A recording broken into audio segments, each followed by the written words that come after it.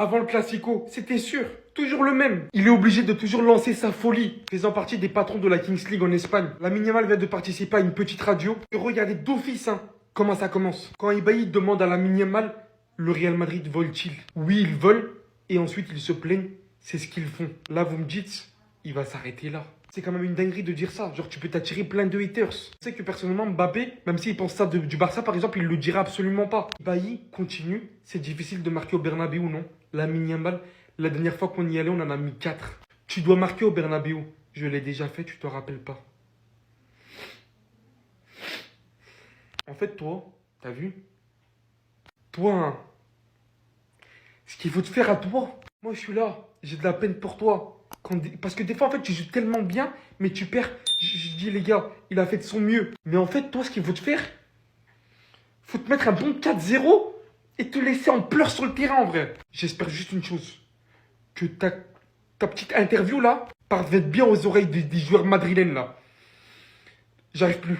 J'arrive plus à supporter. Lamine qui avant un Classico nous déclare que le Real ce sont des voleurs. Mais Lamine, tu me mets dans les problèmes.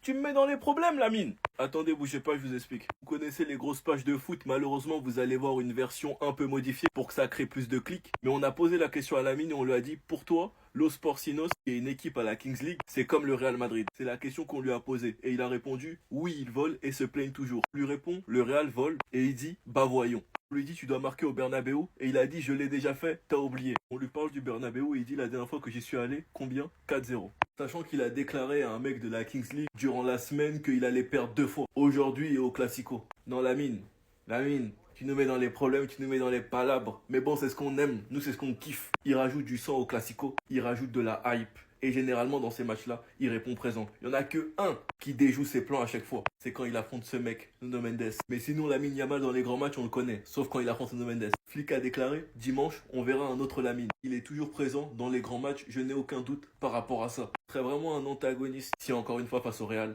il parle et il gagne. Et en plus de ça, il est décisif. Enfin bref, sinon vous les gars, vous en pensez quoi? Ramenez sur 5% sans nul.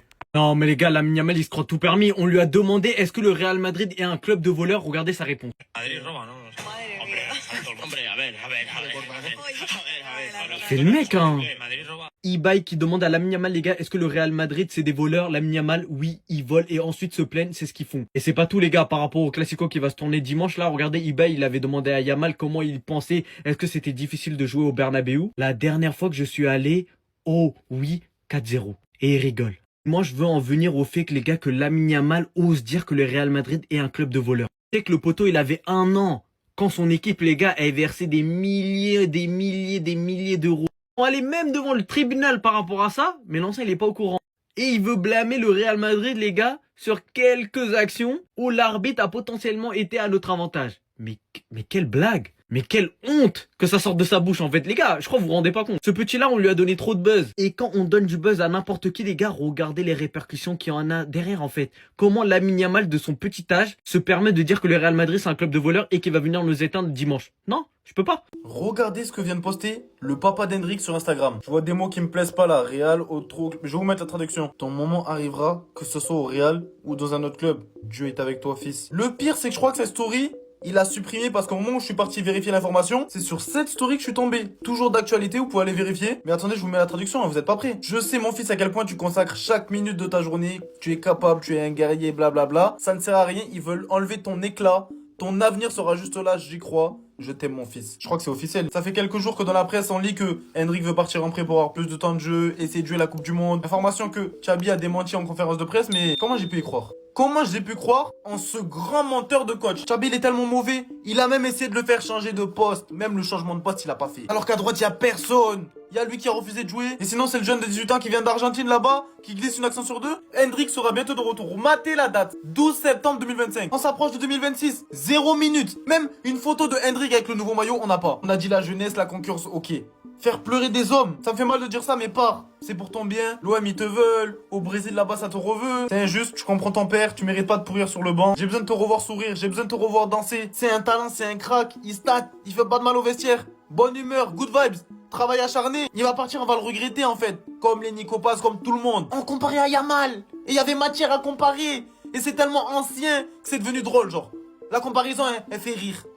Yamal, s'il te plaît, fais l'erreur de perdre ce Classico, c'est juste la fin de ta carrière. Le Classico, il a même pas commencé, il ouvre déjà sa bouche. Il était sur un tournage pour une émission espagnole et il dit le Real Madrid, il vole et se plaigne tout le temps. Le match qu'ils ont joué cette semaine en Ligue des Champions, c'est non, on a volé aussi. Après, le gars lui dit le Real Madrid vole, il dit bah voyons. Et c'est même pas fini, il dit la dernière fois qu'on est allé au Bernabéu, on en a mis 4. C'est ça le problème en fait, on n'a pas le droit de perdre contre cette équipe. Le gars lui dit tu dois marquer au Bernabéu, il lui dit je l'ai déjà fait, tu t'en rappelles pas. Il continue à faire le malin. Après, les Barcelonais, ils vont se demander pourquoi il y a de la haine sur Yamal. Et le Kicks, s'il te plaît, le Kicks. Kefou, il a ouvert sa bouche avant le Classico, je sais que tu vois les déclarations. S'il te plaît, Mobutu, punis-le. Le pire, c'est qu'il va arriver au Classico avec l'intention de faire un grand match. Et Carrera, je suis en train de parler de lui depuis cet été. Ça veut dire que s'il fait pas l'effort de le tenir. Et Yamal, il commence à mettre des petits ponts et tape des célébrations. Je vais dire des dingueries sur TikTok, je m'en bats les reins. J'espère qu'il profite bien avec sa mousseau avant le Classico. Parce que s'il nous sort le même match qu'il fait depuis le début de saison, et comment je vais pas le rater après le Classico. Mais là les gars, je suis en train de réaliser que je suis en train d'ouvrir ma bouche. Et s'il y a mal, comme tout Barcelonais qui se respecte, prend le Classico comme le match de sa vie,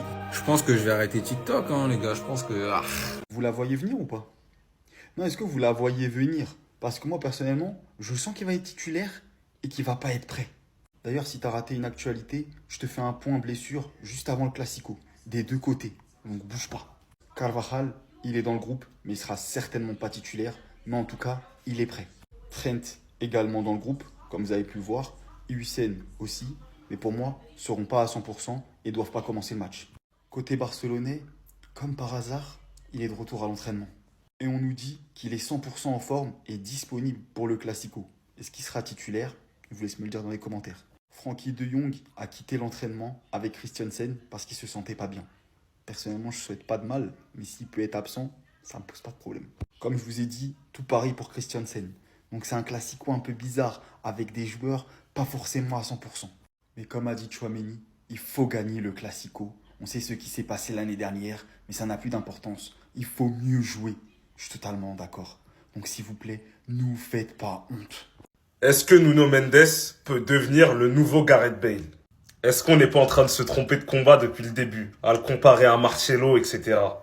Les gars, je sais pas vous, mais moi, Nuno Mendes, dans la conduite de balle, dans l'accélération, dans la capacité à se porter vers l'avant, est-ce qu'il n'est pas en train de se transformer en Gareth Bale?